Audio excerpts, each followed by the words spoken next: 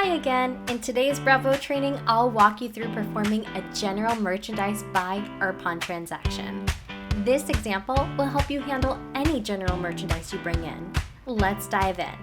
You're going to start by entering the manufacturer and model into the Smart Search found here on Bravo's dashboard. In this example, we'll use an Apple iPhone.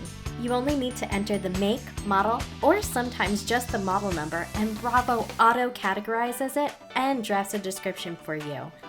We're gonna pop in the serial number and location if you know where it'll go. Otherwise, it can be located after the transaction is completed and tracked by a task list button on the dashboard.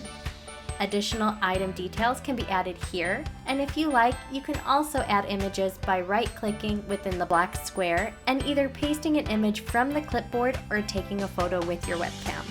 You can also continue without a photo if you prefer. We are going to leave it blank.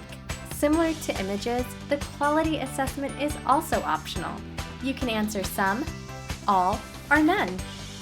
Here you can choose between loan or buy depending on the transaction, and then enter the negotiated amount.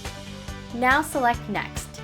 Notice you can bring in your customers mid-transaction and take advantage of powerful insights into who's standing in front of you, how often they visit, and how profitable they are to your store.